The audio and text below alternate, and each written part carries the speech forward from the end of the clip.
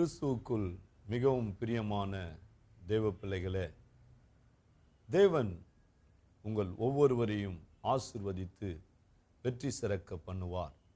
இந்த வெற்றி நிச்சயம். இந்த நிகழ்ச்சியில உங்களை நான் சந்திக்கிறது எனக்கு ஒரு பெரிய சந்தோஷம். ஏனென்று சொன்னால், தேவன் நாம் ஆராதிக்கிற கர்த்தர் அவர் வெற்றியின் தேவன். அவர் வெற்றியை விரும்புகிறார். ஒவ்வொரு மனுஷனும் வெற்றி பெற்று வாழ வேண்டும், வாழ்க்கையே வெற்றி உள்ளதாய் இருக்க வேண்டும் என்று தேவன் விரும்புகிறார். நம்முடைய வாழ்நாளிலே நாம் ஒரு காலங்களிலே சில வேளைகளிலே தோற்றிருக்கலாம். இனி வெற்றியை நாம் விரும்பி தேவனே எனக்கு இதை செய்யும் என்று சொல்லும் போது, ஏன் என்று சொன்னால் அவர் வெற்றியின் தேவன், வல்லமையின் தேவன், நம்மை வெற்றி பெற செய்கிறார். என்னுடைய பெயர் ஆர் டைட்டஸ் குமார். நான் மிஷனரியாய் ஒரிசா மாநிலத்தில் 14 ஆண்டுகளாக கர்த்தருடைய பணியை செய்து வருகிறேன். தேவன் எனக்கு ஒரு தரிசனத்தை கொடுத்தார். அந்த தரிசனத்தின்படி தேவன் இது நாள் வரைக்கும் தேவன் என்னை நடத்தி வருகிறார்.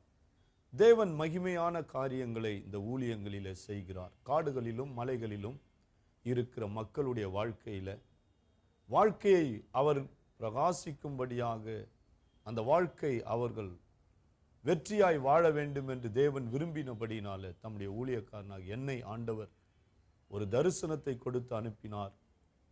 இன்றைக்கு அநேக மக்கள் இந்த விஷன் ஃபார் ஒரிசா மிஷன் ஊழியத்தின் மூலமாக அநேக நன்மைகளை, அநேக ஆசீர்வாதங்களை பெற்றிருக்கிறார்கள்.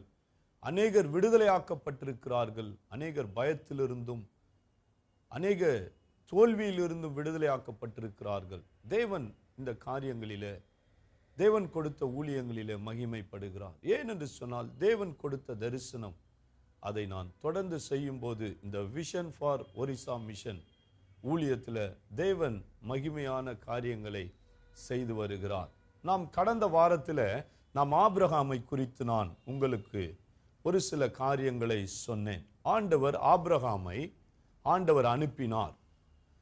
அவர் பாலும் தேனும் ஓடுகிற அந்த கானான் தேசத்துக்கு ஆண்டவர் அவனை அனுப்பினார். 3 காரியத்தை சொல்லி அனுப்பினார். 1, உன்னுடைய தேசத்தை விட்டு, 2வது உன்னுடைய இனத்தை விட்டு, 3வது உன்னுடைய தகப்பன் வீட்டை விட்டு நீ போ என்று சொன்னார். ஆபிரகாம் 2 காரியத்தை செய்து விட்டான். ஒரு காரியம், தன்னுடைய தகப்பன் வீடு, தன்னுடைய அண்ணன் பையனை லோத்தை கூட கூட்டிக் கொண்டு போனதினால தான் பெரிய பிரச்சனை என்று நான் சில காரியங்களை காண்பித்தேன். பிறகு ஆண்டவர் லோத்தை அனுப்பிவிட்ட பிறகு ஆண்டவர் அவனை ஆசீர்வதித்தார் என்று ஆதியாகமம் 12வது அதிகாரத்திலும் 13வது அதிகாரத்திலும் நாம் பார்த்தோம். பிறகு ஆபிரகாம் அந்த தேசம் முழுதும் பலுகி பருகினான். அவன் ஆசீர்வதிக்கப்பட்டான். அவன் ஆசீர்வாதமாய் இருந்தான். ஏனென்று சொன்னால், லோத்துவை அவன் அனுப்பிவிட்டான். அனுப்பின பிறகு தேவன் அவனுக்கு ஆண்டவர் சொன்னார், உன் கண்களை ஏறெடுத்து பார் என்று சொல்லி அவனை அப்படியாய் ஆசீர்வதித்து அவனுடைய சந்ததியை இது நாள் வரைக்கும் ஆண்டவர் ஆசீர்வதித்து வருகிறார். அதைத்தான் கலாத்தியர் 3:15 கூட நாம் பார்க்கிறோம். கிறிஸ்து ஆபிரகாமுடைய ஆசீர்வாதத்தை நமக்கு தந்திருக்கிறார். ஆசீர்வாதம் என்பது வெற்றியின் வழியாய் வருகிறது. இந்த வெற்றி நிச்சயம் என்கின்ற நிகழ்ச்சியில தேவனுடைய பிள்ளைகளை, தேவன் கொடுக்கிற வெற்றியை நாம் பெற்று அனுபவிக்க வேண்டும். அந்த வெற்றி தான் நம்முடைய வாழ்க்கை ஒரு சமாதானமாகவும் சந்தோஷமாகவும் ஒரு பெரிய நன்மையாகவும் மாற்றக்கூடியது. இது தேவனுடைய வெற்றி. ஏனென்று சொன்னால், தேவன் வெற்றி பெற்றார். அவரை விசுவாசிக்கிற எல்லோருமே வெற்றி பெற வேண்டும். பாவத்திலும், சாபத்திலும், வியாதியிலும், வறுமையிலும், எல்லாவற்றிலுமே வெற்றி பெற வேண்டும். நம்முடைய வாழ்க்கையில நஷ்டம் என்பது இருக்கக்கூடாது. நமக்கு அது லாபமாய் இருக்க வேண்டும். தோல்வி என்பது இருக்கக்கூடாது. அது வெற்றியாய் இருக்க வேண்டும். தேவன் வெற்றியை விரும்புகிறார். அதனால் தான் இந்த நிகழ்ச்சியில நாங்கள் வெற்றி நிச்சயம் என்று சொல்லுகிறோம். இந்த நிகழ்ச்சியினுடைய நோக்கம் என்ன? ஒவ்வொரு தேவ பிள்ளைகளும் வெற்றி பெற வேண்டும். பயத்திலும் ஒரு சோர்ந்து போய் இருக்கிற, பயந்து போய் ஒரு நடுக்கத்தோடு இருக்கிற மக்கள் மறுபடியுமாய் எழுந்து நின்று சத்துருவை ஜெயிக்க வேண்டும் என்று நாங்கள் விரும்புகிறோம். தேவ ஆவியானவர் உங்களோடு கூட இடைபெறுவாராக. இப்போது லோத்து, எதற்காக தேவன் லோத்தை கூட்டிக் கொண்டு வரக்கூடாது என்று சொன்னார்? போன வாரத்தில் நாம் பார்க்கும்போது ஆண்டவர் 3 காரியத்தை சொன்னார். 2 ஆபிரகாம் செய்தான். கடைசியாக லோத்தை அனுப்பின பிறகு ஆசீர்வதிக்கப்பட்டான் என்று சொல்லி பார்க்கிறோம். சோதோம் குமோரோ அந்த பட்டினங்கள் அழிக்கப்படும் போது என்ன சம்பவித்தது? லோத்து என்றால் வேதத்தில் அநேக வியாக்கியானங்கள் வேத ஆராய்ச்சியாளர்கள் கொடுக்கிறார்கள். நான் என்ன சொல்றேன்னா, அவனை போன்னு சொல்ற இடத்துக்கு போக மாட்டான், போகாதன்னு சொல்ற இடத்துக்கு தான் போவான். அதுதான் பிரச்சனை ஆபிரகாமுக்கு. ஆபிரகாமே ஆண்டவர் ஒரு இடத்துக்கு போன்னு சொன்னாரு, அந்த இடத்துக்கு ஆபிரகாம் வந்தான், பலிபீடத்தை கட்டினான், ஆராதிச்சான், மறுபடியும் அங்கிருந்து போயிட்டான். ஏன்னா லோத்து கூட இருக்கிறான். லோத்து ஒரு இடத்துல இருக்க விட மாட்டான். அநேகர் நினைக்கிறாங்க, நான் கர்த்தரை ஆராதிக்கிறேன், தொழுது கொள்ளுகிறேன். நாம் இருக்கிற இடம் எப்படி இருக்கிறது? தேவன் நம்மை அங்கு வைத்திருக்கிறாரா? தேவன் அந்த இடத்துல தான் நம்மை வைத்து ஆசீர்வதிக்க, வெற்றி பெற அந்த இடத்தை நமக்கு வைத்திருக்கிறாரா என்று நாம் பார்க்க வேண்டும். இந்த லோத்தினுடைய பிரச்சனை என்னன்னு சொன்னா, நாம் பார்த்த வரைக்கும் தேவ ஆவியானவர் எனக்கு வெளிப்படுத்துகிறது, தேவ ஆவியானவர் எனக்கு சொல்லிக் கொடுக்கிறது, இவனை போன் சொல்ற இடத்துக்கு போக மாட்டான். இதான் லோத்து. வெறும் லோத்து ஆண் வடிவத்தில் மாத்திரமல்ல, அநேக லோத்திகளும் இருக்கிறாங்க. ஆமா, அதெல்லாம் சிலதெல்லாம் நம்ம ஒதுக்கி விடுறதை ஒதுக்கி விட வேண்டும், வெட்டி விட வேண்டியதை வெட்டி விட வேண்டும், சிலதை அகற்ற வேண்டும். அப்போது நம்மோடு கூட தேவன் இடைப்பட்டு பலத்த காரியங்களை செய்கிறதை பார்க்க முடியும். நான் மிஷனரியாய் ஒரிசா மாநிலத்தில் ஊழியம் செய்யும் போது எத்தனையோ அதிசயங்களும் அற்புதங்களும் தேவன் செய்கிறார். மிஷனரிகள் வாழ்க்கையில் ஒரு பிரித்தெடுக்கப்பட்ட ஒரு அனுபவம், ஊழியத்தில் ஒரு வளர்ச்சியை பார்க்க முடிகிறது. எங்களுக்கு தமிழ்நாட்டிலும் சென்னை பகுதியிலும் ஆந்திராவிலும் சில ஊழியங்கள் இருக்கிறது. இந்த விஷன் ஃபார் ஒரிசா மிஷன் ஊழியத்தின் மூலமாக அநேக மக்கள் ஆசீர்வதிக்கப்பட்டு தேவனிடத்தில் வந்து சேருகிறதற்கு ஒரு வழியாய் தேவன் வைத்திருக்கிறார். இந்த ஊழியத்துக்காக அதிகமாய் ஜெபித்து கொள்ளுங்கள். இப்போது இந்த லோத்தை பார்க்கும்போது ஆதியாகமம் 19வது அதிகாரம் 16வது வசனம் சொல்லுகிறது, அவன் தாமதித்து கொண்டிருக்கும் போது, பாருங்க, ஒரு தேசத்தை, அந்த பட்டணத்தை தேவன் அழிக்க வந்திருக்கிறார். அந்த இடத்துல ஒரு அழிவு காணப்படுகிறது, ஒரு அழிவுக்குள்ள அந்த பட்டணம் போக போகிறது. ஆனா இவன் என்ன பண்ணி கொண்டிருக்கிறான்? அவன் தாமதித்து கொண்டிருக்கும் போது, பாருங்க, போனா போகவே மாட்டான். ஆபிரகாமை பார்த்து ஆண்டவர் போன்னு சொன்னாரு, இனத்தை விட்டுட்டான், தேசத்தை விட்டுட்டான், போயிட்டே இருந்துட்டான். ஆபிரகாமுக்கு ஒரு பிரச்சனை இல்லை, அப்போது ஒரு அழிவு கிடையாது, ஒரு ஆபத்து கிடையாது. போன்னு சொன்ன போனா. ஆனா இவனை போடா, ஒரு பெரிய ஆபத்து வரப்போகுது, இந்த ஆபத்துல சிக்கி கொள்ள போகிற நீ மாத்திரமல்ல, உன் குடும்பமும் அழிஞ்சிடும். தேவன் நான் நல்லவர், உன்னை பாதுகாக்க போகிறேன். ஏன் என்று சொன்னால் அந்த வசனம் சொல்கிறது, கர்த்தர் அவன் மேல் வைத்த இரக்கத்தினால். கர்த்தர் அவன் மேல ஒரு இரக்கத்தை வைத்திருக்கிறார். நான் சொன்னேன் பாத்தீங்களா, ஆபிரகாம் தான் இரக்கப்பட்டவனை கூட வச்சுக்கணும் இல்ல, தேவன் இரக்கம் உள்ளவர். தேவன் அவனை பாதுகாப்பார், தேவன் அவனை வழி நடத்துவார், தேவன் அவனுக்கு செய்ய வேண்டிய எல்லாவற்றையும் செய்வார். தேவ பிள்ளைகளே, அப்படியானால் விளக்க வேண்டியதை அகற்ற வேண்டியதை நாம் அகற்ற வேண்டும், விளக்க வேண்டும். பாருங்க, தேவன் அவன் மேல் வைத்த இரக்கத்தினால அவர் சொல்றாரு போ. தேவ தூதன் சொல்றான் போ. சில வேளைகளிலே நம்முடைய வாழ்க்கையில தேவனுடைய வார்த்தைக்கு நாம் செவி கொடுக்காததினாலே, அப்படி செவி கொடுத்தாலும் கீழ்ப்படியாததினால தான் அநேக பிரச்சனைகளுக்குள்ள வந்து மாட்டிக்கொண்டு என்ன செய்வது, எப்படி வெளியே வருகிறது, எப்படி வெற்றி பெறுகிறது என்று சொல்லி நாம் போராடி கொண்டிருக்கிறோம். அப்படி போராட்டத்துக்குள்ள இருக்கிற சகோதரனே, சகோதரி, நீ யாராயிருந்தாலும் சரி, தேவன் இன்றைக்கு உனக்கு ஒரு பெரிய விடுதலையும் ஒரு வெற்றியும் ஒரு மாற்றத்தையும் தேவன் உண்டு பண்ண விரும்புகிறார். உன் வாழ்க்கையை ஆசீர்வதித்து உன்னை உயர்த்தி, ஆபிரகாம் வேதம் சொல்லுகிறது அந்த வார்த்தையின்படி 13:2 படி அவன் சீமானாயிருந்தான். தேவன் உன்னை ஆசீர்வதிக்க தான் திட்டம் கொண்டிருக்கிறார். தேவன் உன்னை உயர்த்ததான் திட்டம் கொண்டிருக்கிறார். இந்த லோத்தை பார்க்கும்போது அவன் தாமதித்து கொண்டிருக்கிறான். தேவன் போன்னு சொல்றாரு, இந்த இடத்தை விட்டு வெளியே போ, இந்த இடத்துல இருக்காத, நீ போன்னு சொல்றாரு, தாமதித்து கொண்டிருக்கிற. ஆபிரகாம் தேவ வார்த்தைக்கு கீழ்ப்படிந்தான். கர்த்தர் சொன்ன மாத்திரத்துல போனான். அதை மேல தொடர்ந்து வாசிக்கிறோம். ஆதியாகமம் 19:16. அந்த புருஷர் அவன் கையையும் அவனுடைய மனைவியின் கையையும் அவன் 2 குமாரத்தின் கையையும் பிடித்து அவனை பட்டணத்துக்கு வெளியே கொண்டு போய் விட்டார்கள். பாருங்க, அவன் கையை பிடிச்சிட்டு ஆபிரகாம போனா இங்க ஒரு பெரிய பிரச்சனைடா, தேசம் அழிய போகுது. அநேகருடைய வாழ்க்கையில பாருங்க, ஆபத்துக்கு தப்பித்து கொள்ள கர்த்தர் சொல்லுகிறார், வெளியே வர்றதே இல்லை. ஒரு அழிவுக்கு தேவன் தப்பித்து கொள்ள தேவ பிள்ளைகளே கர்த்தருடைய ஆவியானவர் பேசுகிறார். உங்க குடும்பம் நல்லா இருக்கணும், பிள்ளைகள் நல்லா இருக்கணும், மனைவி நல்லா இருக்கணும், கணவன் நல்லா இருக்கணும், சந்ததி நல்லா இருக்கணும். தேவன் விரும்புகிறார். வெளியே வந்துட சொல்றார், வெளியே வான்னு கூப்பிடுறாரு. ஆபிரகாமை போன்னு சொன்னார், அவன் போனான். இவனை வெளியே வந்துடுறான், அழிவை விட்டு வான்னா வரமாட்டேன்றான். அவன் அப்படியே ஒட்டி கொண்டிருக்கிறான். அநேகர் இன்னும் விட முடியவில்லை. அவன் ஒட்டி கொண்டிருக்கிறான். கர்த்தருடைய ஆவியானவர் உங்களுக்கு உதவி செய்வார். வெளியே எழும்புகிறதற்கு, நிற்கிறதற்கு தேவ ஆவியானவர் உங்களோடு கூட இருக்கிறார். தேவ பிள்ளைகளை ஆண்டவர் அவனை கையை பிடிச்சி கொண்டு வந்து வெளியே விட்டு என்ன சொல்றார் பாருங்க. ஆதியாகமம் 19:17.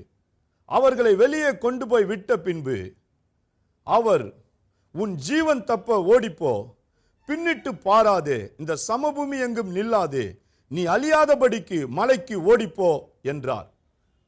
3 காரியத்தை ஆண்டவர் சொல்லுகிறார். நாங்க சொன்ன ஆபிரகாமுக்கு 3 சொன்னாரு, 2 செய்தான், 1 அப்புறம் செய்தான், கர்த்தர் ஆசீர்வதித்தார். அந்த 1 செய்யாத போது எவ்வளவு பிரச்சனைன்னு சொல்லி பார்த்தோம். இப்ப இவனுக்கும் ஆண்டவர் 3 காரியத்தை சொல்லுகிறார். 1, பின்னிட்டு பார்க்காத, இந்த சமபூமி எங்கேயும் நில்லாத, மலைக்கு ஓடிப்போ. 3 காரியத்தை சொன்னாரு. நல்ல கவனிங்க, வார்த்தையின்படி வாழ வேண்டும். தேவ பிள்ளைகளே, நாம் ஒவ்வொரு நாளும் அந்த வார்த்தையின்படி வாழும்போது அந்த வார்த்தை நம்மை வாழ வைக்கும். தேவனுடைய வார்த்தை ஜீவன் உள்ளது, தேவனுடைய வார்த்தை வல்லமை உள்ளது, தேவனுடைய வார்த்தை நம்மை உயர்த்தக்கூடியது, வெற்றி பெற செய்யக்கூடியது, பயத்தை நீக்கக்கூடியது, தோல்வியிலிருந்து எடுக்கக்கூடியது. அந்த வார்த்தையின்படி வாழ வேண்டும். இங்க 3 காரியத்தை ஆண்டவர் அந்த லோத்துக்கு சொன்னார். 1, பின்னாடி பார்க்காத. 2வது, இந்த சமபூமி எங்கேயும் நிற்காத. 3வது, மலைக்கு போ. என்ன சொல்றான் பாருங்க, அடுத்த வசனம் 18வது வசனம். அதற்கு லோத்து, அப்படி இல்லை ஆண்டவரே. ஆண்டவருக்கே சொல்றான் பாத்தீங்களா, ஆண்டவருக்கே இவர் இங்க புத்தி சொல்றார். அப்படி இல்லை ஆண்டவரே. இன்னைக்கு அநேகர் அப்படிதான். கர்த்தர் சொல்றார், வாடா, உன்னை நான் வாழ வைக்கிறேன், வாப்பா, உன்னை உயர்த்துறேன். அப்படி இல்லை ஆண்டவரே, நான் இப்படிதான் இருக்க போறேன். அப்ப எப்படினாலும் போக வேண்டிதான். அப்படி இல்லைன்னா எப்படினா போக வேண்டிதான். தேவ பிள்ளைகளே, அப்படியே செய்கிறேன், ஆமாண்டவரே அப்படியே செய்கிறேன் சொன்னாதான் அந்த ஜீவனுள்ள தேவன் நம்மோடு கூட இருந்து எல்லா தீங்குக்கும் நம்மை விலக்கி நம்மை உயர்த்த வல்லவராய் இருக்கிறார். இவன் சொல்றான், ஆண்டவர் 3 காரியத்தை சொல்றாரு, அவர் அப்படி இல்லை ஆண்டவரே. அப்போ ஆண்டவர் கேட்கிறாரு, வேற எப்படி, நீ சொல்லு. தேவ பிள்ளைகள் இன்றைக்கு அநேகர் குழம்பி போய் இருக்கிறார்கள். தேவ பிள்ளைகளுடைய வாழ்க்கையில் அநேக குழப்பங்கள். ஆண்டவர் என்ன சொன்னாருன்னே தெரியல. அதுக்கு தான் நான் சொன்னேன், சில ஆலோசனைகள், சில காரியங்களிலிருந்து வெளியே வர முடியல, சில இதை விட முடியல. என் வாழ்க்கை மாறணும், நான் வெற்றி பெறணும்னா ஆலோசனைக்கு அணுகுங்கள், ஜெபத்துக்கு அணுகுங்கள். ஏனென்று சொன்னால் நாங்கள் உங்களை வெற்றி பெற செய்ய விரும்புகிறோம். இதான் எங்களுடைய விருப்பம். இவன் சொல்றான், அப்படி இல்லை ஆண்டவரே. ஆண்டவர் பாருங்க, ஜீவன் தப்ப ஓடிப்போ, மலைக்கு ஓடிப்போ, பின்னிட்டு பார்க்காதன்றாரு. இவன் சொல்றான், அப்படி இல்லை ஆண்டவரே, உம்முடைய கண்களில அடியனுக்கு கிருபை கிடைப்பதாக, என் பிராணனை காத்து கொள்ள தேவரீர் எனக்கு நீ செய்த கிருபை பெரிதாய் விளங்க பண்ணினீர். மலைக்கு ஓடி போக என்னால் முடியாது சொல்றான் பாருங்க. மலைக்கு ஓடி போக என்னால் முடியாது. நல்ல கவனிங்க, மலைக்கு கர்த்தர் சொல்றாரு, மலைக்கு ஓடி போன்றாரு. கர்த்தருடைய வார்த்தையின்படி இவன் போனா தேவன் பலப்படுத்துவார், தேவன் அந்த பலத்தை தருவார். அவன் ஓடுகிறதற்கு என்னெல்லாம் அவனுக்கு தேவையோ, என்ன தேவை. ஆபகுக் சொல்லும் போது, ஆபகுக் 3வது அதிகாரம் 19வது வசனம், ஆண்டவராகிய கர்த்தர் என் பலன், அவர் என் கால்களை மான் கால்கள் போலாக்கி உயரமான ஸ்தலத்தில் என்னை நடக்க பண்ணுவார். தேவ பிள்ளைகளே, மலைக்கு போனா போகணும். ஆண்டவர் என்னை ஒரிசா மாநிலத்துக்கு அனுப்பினார். எத்தனையோ காடுகளிலும் எத்தனையோ மலைகளிலும் நடந்து ஊழியம் செய்கிறோம். கர்த்தர் அதற்கான பலத்தை கொடுத்திருக்கிறார், ஞானத்தை கொடுத்திருக்கிறார். ஆண்டவர் வழிகளை திறந்து கொடுக்கிறார். கர்த்தருடைய தரிசனம் இருக்கிறபடினாலே நாங்கள் கடந்து போய் ஊழியம் செய்கிறோம். ஆண்டவர் முடியாதவங்களை பார்த்து செய்யன்னு சொல்ல மாட்டார். அப்படி அவர் சொன்னார்னா முடியாதவனோ, ஆண்டவர் சொன்னார், அந்த திமிர்வாதக்காரன், கை கால் விழுந்தவன், 38 வருஷம் வியாதியா இருந்தவன், மரித்து அந்த கல்லறையில வைக்கப்பட்டவனை வெளியே வான்னு சொன்னாரு. வந்தா, எழுந்து நடன்னு சொன்னாரு, நடந்தான். அந்த பெலன் தேவனுடைய பெலன். மனுஷ பலத்துல நிற்க கூடாது. தேவனுடைய பிள்ளைகளை, உன்னுடைய பலத்தை பார்க்க கூடாது. இந்த லோத்து தன்னுடைய பலத்தை பார்க்கிறான். தாம் பலத்துல ஏதாவது செய்யணும்னு பார்க்கிறான். என் பலத்துல மலைக்கு போக முடியாது. ஆண்டவர் எங்க போ சொன்னாலும் சரி, ஆபிரகாமை ஆண்டவர் நான் காண்பிக்கிற தேசத்துக்கு போன்னு சொன்னாரு. ஆபிரகாம் போனா, அவனை சீமானாக்கினார், அவனுடைய சந்ததியை பெருக பண்ணினார். இவனை போன்னு சொன்னா, இவன் சொல்றான் என்னால போக முடியாது. அப்படியே சொல்லுகிறான். ஒரு நெருக்கமான நேரம், காலையில பொழுது விடுகிறதுக்குள்ள இந்த 2 அந்த பட்டணங்கள், ஒரு அருவருப்புக்குள்ள இருக்கிற பட்டணங்கள், அசுத்தமான பட்டணங்கள், ஒரு பாவ சந்ததியை வளர்க்கக்கூடிய பட்டணங்கள், மிகுந்த கேடுபாடு உள்ள ஒரு பட்டணங்களை அது முற்றிலும் அழித்து தீர்க்க வேண்டும். அந்த இடத்துல ஆண்டவர் பேசிக் கொண்டிருக்கிறார். போன்னு சொன்னா அப்படி போக, அப்படி இல்லை ஆண்டவரே, இவரே ஒரு பெரிய திட்டத்தை வச்சிருக்கிறார். இன்றைக்கு அநேக மக்கள் அப்படித்தான். தேவன் சொன்னா போகணும். இந்த ஆபகுக் சொல்லும் போது 14வது வசனம் சொல்லுகிறது, 3வது அதிகாரம் 14வது வசனத்துல ஆபகுக் சொல்லும் போது, என்னை சிதறடிக்கும்படிக்கு பெரும் காற்றை போல வந்தார்கள். பெரும் காற்றை போல வந்தாங்க. பாருங்க, காத்து எவ்வளவு சீக்கிரமா வீசும். அது எப்படி வீசுன்னு கூட தெரியாது, எங்கிருந்து வீசுன்னு கூட தெரியாது. ஒரு காத்த போல வரான், அப்படியே வேகமா வரான். எத்தனையோ கிலோமீட்டர் வேகத்துல ஒரு காத்து புயல் அடிச்சதுன்னா இன்னைக்கு தாங்க முடியாது. பட்டணங்கள் எல்லாம் ஒன்றும் இல்லாம போயிடும். இன்னைக்கு எத்தனையோ பட்டணம், ஒரிசாவில கடந்த மாதத்துல எத்தனையோ வீடுகள் இடிந்து விழுந்து விட்டது. அநேக மக்கள் மரித்து விட்டார்கள். இப்போது பிலிப்பைன்ஸ் நாட்டில அந்த கடல் சீற்றத்தினால, புயலில் காற்றினால எத்தனையோ மக்கள் இழந்து விட்டார்கள். அப்படி வரான் ஆபகுக் சொல்லுகிறான், அப்படி வரான், என்னை சிதறடிக்கும்படியாக ஒரு கடும் புயலை போல வருகிறான். ஆனால் ஆபகுக் சொல்லும் போது சொல்லுகிறான், என் ஆண்டவராகிய கர்த்தர் என் பெலன். என்னை சத்துரு அழிக்க முடியாது, எடுக்க முடியாது. அவன் சொல்லுகிறான், அத்தி மரத்தையும் திராட்சை தோட்டத்தையும் ஒலிவ மரத்தையும் மந்தையில் ஆடுகளையும் ஒண்ணுமே பண்ண முடியாது. சொல்றான், ஒண்ணுமே செய்ய முடியாது. சொல்றான், கர்த்தர் என் பெலன். சொல்ல, என் கால்களை அவர் மான் கால்கள் போலாக்குவார். இந்த லோத்து மாத்திரம் கர்த்தர் மலைக்கு ஓடிப்போன்னு சொன்ன உடனே அவன் ஆமாண்டவரே அப்படியே செய்கிறேன்னு சொல்லி இருந்தா, அந்த 1 ராஜாக்கள் 18வது அதிகாரம் கடைசி வசனத்துல எலியா எப்படி ஆகாப்புக்கு முன் ஓடினானோ அதே பலத்தை தேவன் தந்து அவனை நடத்த வல்லவராயிருக்கிறார். தேவனுடைய பிள்ளைகளை, இன்றைக்கு அவருடைய வார்த்தையின்படி நீங்கள் செய்யும் போது தேவன் அதே பலத்தை கொடுத்து, அதே மான்கால்கள் போல பலத்தை தந்து உங்களை உயரமான ஸ்தலத்தில் நிறுத்துவார். இதான் வெற்றியின் வாழ்க்கை, இதான் வெற்றியின் ரகசியம். உயரமான ஸ்தலத்தில் தேவன் உங்களை நிறுத்துவார். தேவன் உங்களை ஆசீர்வதிப்பார், உங்களை உயர்த்துவார், உயரமான ஸ்தலத்தில் நிறுத்துவார். அப்படி ஒரு அறிக்கை இருக்கணும், அது தேவன் மேல நம்பிக்கை இருக்கணும். அப்பதான் வெற்றி பெற முடியும். சொல்ல, என் கால் பலவீனம் கிடையாது, மான் காலை போல மாறும். ஆனா அந்த லோத்து சொல்றான், அப்படி இல்லை ஆண்டவரே. பார்த்தீங்களா, தேவ வார்த்தைக்கு எதிர் நிற்கிறவன். ஆண்டவர் இங்க சொன்னா அங்க போவான், அங்க சொன்னா இங்க வருவான். ஆபிரகாமை கூட்டிக் கொண்டு அப்படிதான் வாக்கு பண்ணின இடத்தை விட்டு அங்க போனா இங்க போனா, கடைசியா எகிப்துக்கு போனா. அப்பதான் ஆபிரகாமுக்கு புத்தி வந்தது. ஆபிரகாமுக்கு அப்பதான் ஒரு தெளிவு வந்தது. இன்றைக்கு கர்த்தருடைய ஆவியானவரோடு கூட பேசி கொண்டிருக்கிறான். உன்னுடைய வாழ்க்கையில நீ ஒப்பு கொடுக்கும் போது, அன்னைக்கு ஆபிரகாம் சொன்னா, நீ என்னை விட்டு பிரிந்து போகலாம். 13வது அதிகாரத்துல ஆபிரகாம் சொன்னா, நீ என்னை விட்டு பிரிந்து போகலாம், நீ என்னை விட்டு போ. அப்போது லோத்து பிரிந்த பின்பு கர்த்தர் அவனுக்கு சொன்னார், இந்த தேசத்தை பாரு, எல்லா பக்கமும் பாரு, எல்லா டைரக்ஷன்லையும் பாரு, நான் உனக்கு தருகிறேன்னு சொன்னார். தேவனுடைய பிள்ளைகளை, இன்றைக்கு சில காரியங்களில் இருந்து, சில கட்டுகளில் இருந்து உங்களால் விடுதலையாக முடியவில்லையா? தேவ ஆவியானவர் அதை முறித்தெடுத்து உங்களை விடுதலையாக்கி உங்களை வெற்றி பெற செய்ய விரும்புகிறார். உங்கள் வாழ்க்கையை வெற்றி பெற செய்ய விரும்புகிறார். தோற்று போன அனுபவங்கள் போதும் தேவ பிள்ளைகளை, போதும். இனி ஜெயிக்கக்கூடிய காலம் இது.